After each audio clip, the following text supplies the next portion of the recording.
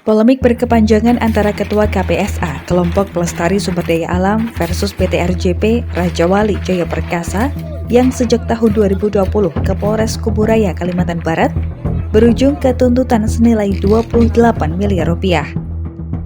Hal tersebut tercantum dalam surat tanda penerimaan laporan nomor STTLP-B/225-7/2023/SPKT Polda Kalimantan Barat pada tanggal 20 Juli 2023.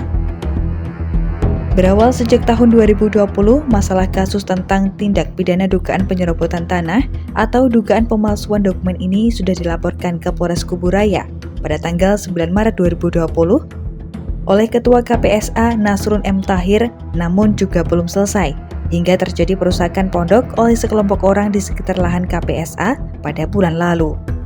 Ketua KPSA Nasrun M. Tahir mengungkapkan, dalam penanganan kasus ini Bupati Kuburaya harus bertanggung jawab karena beliau yang mengeluarkan izin IUP dan izin lokasi kepada perusahaan RJP. Selain itu, PT RJP juga diduga belum memiliki HGU dan setiap perusahaan yang bekerja di luar izin sudah merugikan negara dan masyarakat KPSA. Bukan hanya itu, lanjut Nasrun M. Tahir, dirinya juga meminta kepada penegak hukum untuk dapat mengungkap dalang dan para pelaku perusakan di lahan KPSA agar tidak lagi menimbulkan korban. Pondok itu di atas lahan KPSA, kata Nasrun M. Tahir, dan sesuai dengan legalitas yang dimilikinya dan bukan di lahan milik PT RJP. Nasrun akan menuntut secara hukum, pidana, maupun perdata. Sampai berita ini terangkat, pihak perusahaan PT RJP belum bisa dikonfirmasi. Karena kita sudah mediasi beberapa kali, dari tingkat desa sampai ke tingkat Polda 22 kali, tidak ada keputusan bahwa kami KPSA, saya sebagai ketua KPSA, minta Bupati harus terjun tangan untuk menyelesaikan ini, harus tanggung jawab. Karena setiap perusahaan bekerja di luar izin itu sudah merugikan negara dan bangsa dan masyarakat KPSA sendiri. Yang jelas perusahaan itu merajalela, merebut kekuasaan, hak orang lain yang merugikan hak orang.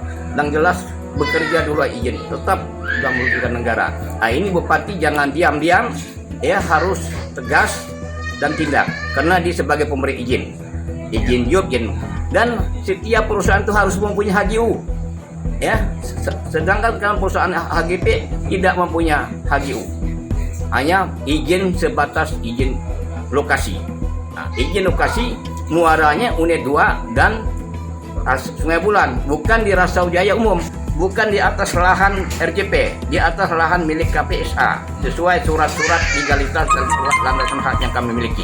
Kami akan tuntut secara pidana dan maupun perdata.